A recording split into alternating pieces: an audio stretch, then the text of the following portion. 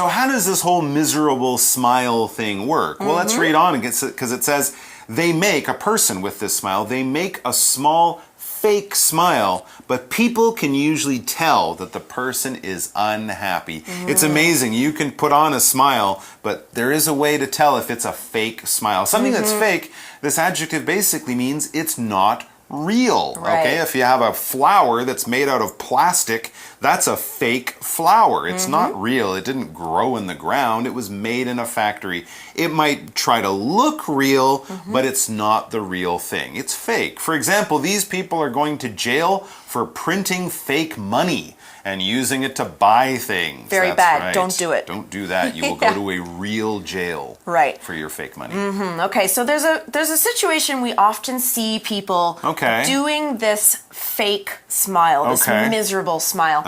Second and third place winners at the Olympics are often spotted with this smile. I was thinking about the actors at the Oscars when the other guy wins and they go up and they're like, I'm so happy for you. I didn't win. Right, so at the Olympics, which is obviously these big games that happen every 4 years, you get a bronze, a silver, or a gold medal. The goal is to get the gold. That means you're number one, basically in the world at this sport. Okay, but if you get the bronze or the silver, second or third, you're happy because like you won a medal, but you didn't win the best one. You kind of want the gold. Yeah, that's a good point. Or, you know, if you're at the Oscars, well, it was nice to be, you know, in that small group that could win, so I'm just happy about that. No, you really wanted to win. That smile is fake. Yes, it's a sign, as the article says, in the Olympics or anywhere else. It's a sign that they are angry they didn't win the gold medal, or they didn't come first, or they didn't win the prize. They're smiling, but really inside, their feelings are a little bit more upset and angry. Right. And there, Aaron explained the Olympic Games. That's right. The top 3 winners in any sport will get a medal. Medals are things that we give to people as a prize, as an award, something they get for being really great. Medals are often made of metal. In the Olympics, there's either gold, silver, or bronze. Soldiers might also get medals if they're very brave in a battle and save a bunch of people or do something great. And you put it on your clothing, you wear it around your neck, and everyone who sees it will know that you did something really amazing and really fantastic. For example, Bernie finished second in the swimming competition, so he won the silver medal.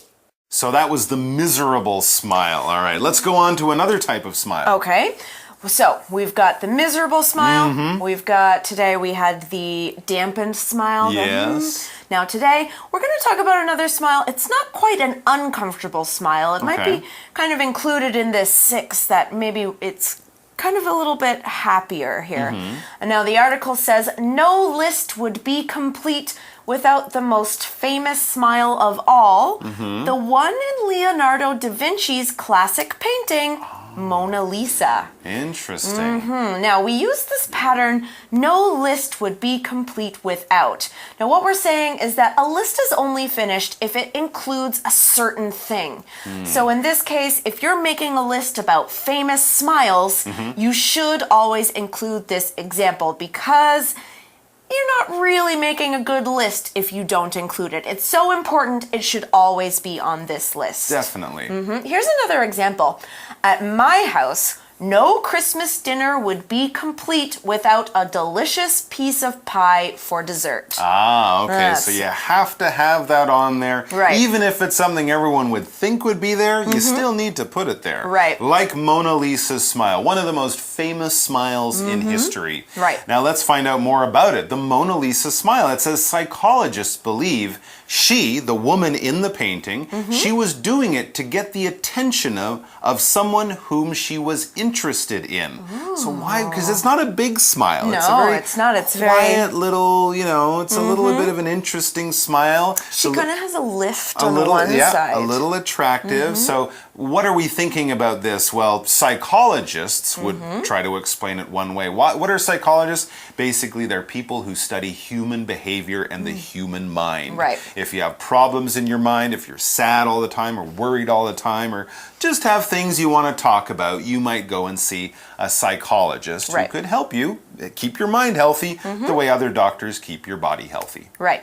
Okay, so psychologists have studied this famous painting, and they believe the woman in it was trying to get the attention of someone whom she was interested in. So attention is a noun. It's the act of carefully looking at, listening to, or thinking about a certain thing. Now, when you want to get someone's attention, you want them to think about you. Okay, so for example, we could say, the teacher stopped talking when she noticed that some students weren't paying attention. They're playing with their phones, they're chatting, they're writing notes, they're not paying attention. Okay, so the Mona Lisa, the woman in the painting, she wanted someone's attention, so she gave this very special smile. This is called the flirtatious smile. That's flirtatious smile. You'll figure it all out when I explain this word flirtatious. This adjective is basically you're trying to attract someone. Let's say you see someone and you think they're quite good looking. You might come over and be like, "Hi, how you doing? It's nice shoes you're wearing. What's your name? Everything okay?" You often do this when you want to maybe date someone. Sure. You like them, and Absolutely. so you give them this kind of special smile, and they go, "Oh, maybe." You're being a little bit extra friendly, and you're showing your feelings. You're saying, "Hey, I like you," and you're hoping to get something like that to come back. That's right. Okay, so what should you do with all these smile facts? We've learned so much about smiles today.